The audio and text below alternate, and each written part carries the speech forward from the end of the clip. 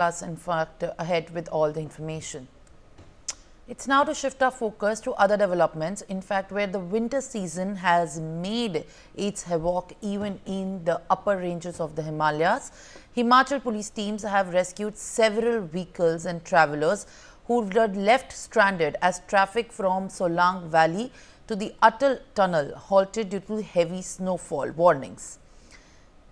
Manali DSP KD Sharma has stated that a rescue operation was launched after over 2,000 vehicles were stuck between Solang Valley and Atal Tunnel due to the adverse conditions. Sharma confirmed that nearly 1,800 vehicles have been safely evacuated, while around 200 vehicles have remained stuck so far. Kameshwar Sharma joins me for more. Now, Kameshwar, very good morning. जो अभी snowfall बर्फबारी होनी शुरू हुई है हिमाचल के अंदर, उसकी वजह से देखा जा रहा है तमाम वीडियो सामने आ रहे हैं जिसमें बहुत से ऐसे गाड़ियां हैं, ट्रक्स हैं, पैसेंजर ट्रेन्स हैं जिसमें इस तरीके की हादसे सामने आ रहे हैं एक्सीडेंट के उस ट्रैफिक जैम की वजह से। तो कौन से ऐसे रास्ते हैं और कितने अभी डाइवर्जन्स हुए हैं, इस पर क्या कहना है एडमिनिस्ट्रेशन का हिमाचल से? जी बिल्कुल, अगर देखा जाए जिस तरीके से जो प्रदेश में जो हिमपात हुआ है, ऐसे में लगातार कई क्षेत्र ऐसे जहां पर लैंडस्लाइड हुआ है। हिमाचल प्रदेश की अगर बात करें तो 3 नेशनल हाईवे पूरी तरह से अवरुद्ध हो चुके हैं, लगभग 433 सड़क मार्ग अवरुद्ध है। अगर देखा जाए बीते दिन भी जो मंडी के जंजैली में भी जो एक पहाड़ खिसकने के चलते जो 3 वाहन है वो पूरी तरह से क्षतिग्रस्त हुए हैं। बड़ी बात यह रही कि इसमें कोई भी जानी नुकसान नहीं हुआ है, लेकिन वही अगर देखा जा रहा है जिस तरीके से जो अब बर्फबारी पड़ी, इससे कहना तो कहीं जो सड़क मार्ग है वो काफी फिसलन भरे हो चुके हैं। खासकर अगर हम सुबह शाम की बात करें तो सुबह शाम जो सड़क मार्ग पर कोहरा जम जाता है, जिसके चलते जो वाहन आपस में टकरा जाते हैं। ऐसे कई अगर देखा जाए कई क्षेत्रों में ऐसे मामले प्रकाश में आ चुके हैं, चाहे कुल्लू की बात करें, हम नारकंडा की बात करें या फिर मनाली की बात करें। इन क्षेत्रों में जो बर्फ गिरने के बाद जो वाहन आपस में टकरा गए, इससे काफी क्षति भी हुई है। और जिस तरीके से अभी जो IMD के अनुसार जो आज भी जो 7 जिला है जहां पर बर्फबारी की संभावना जताई गई है, जिसमें हम बात करें लाहौल स्पीति, किन्नौर जिला, शिमला यानी चंबा और कांगड़ा और सिरमौर की ऊंचाई वाले क्षेत्रों में आज भी जो बर्फबारी बताई गई है, अन्य क्षेत्रों में वर्षा दिखाई गई है।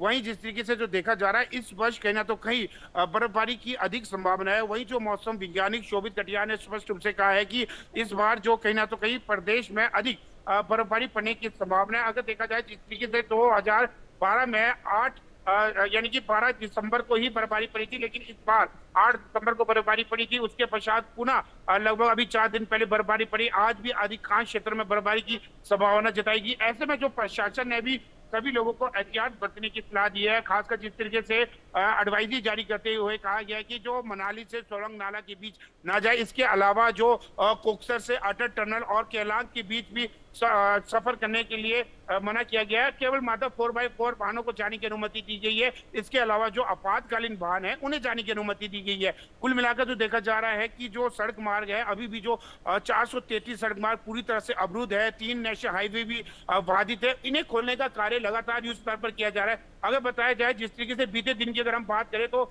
नारकंडा को केवल मात्र 2 घंटे के लिए खोला गया था। उसके बाद पुनः 22 घंटे के लिए जो सड़क मार्ग है वो पूरी तरह से बाधित हो चुका। जिस तरीके से लगातार जो हैवी हिमपात हो रहा है, इसके चलते जो सड़क मार्ग है उनसे प्रशासन भले ही लगातार जो मुस्तैदी के साथ बर्फ हटाने का कार्य करे, लेकिन जिस तरीके से जो सुबह और शाम कोहरा जम जाता है, जिसके कारण जो वाहन चलाना बहुत ही कठिन है। ऐसे में जिस तरीके से लोक निर्माण मंत्री विक्रमादित्य सिंह ने भी जो 1 सप्ताह पहले बैठक की थी तथा कहा कि सभी जो अधिकारी है उन्हें निर्देश दिए है कि सड़क मार्ग से बर्फ को हटाने का कार्य युद्ध स्तर पर किया जाए। लेकिन देखा जा रहा है खासकर जो बाहरी राज्य से जो पर्यटक आते हैं, जिसमें पंजाब, हरियाणा, चंडीगढ़, राजस्थान, गुजरात समेत जो लगातार जो पर्यटक हिमाचल प्रदेश प्रवेश करते हैं, उन्हें बर्फबारी में गाड़ी चलाने का अधिक अनुभव नहीं होता। जिसको मद्देनजर रखते हुए जहां पर बर्फ गिरी है उन मार्गों पर जो रेता फेंक दिया जाता है ताकि जो वाहन है वो अधिक स्किड ना हो। लगातार जिस तरीके से प्रशासन का ये प्रयास रहता है और अभी भी जो देखा जा रहा है प्रदेश में जो अभी सड़क मार्ग खोलने का आज जो लक्ष्य रखा गया है, अधिकांश सड़क मार्ग को खोल दिया जाएगा। जी, All right, Kameshwar, thank you for even adding these details and giving us the latest.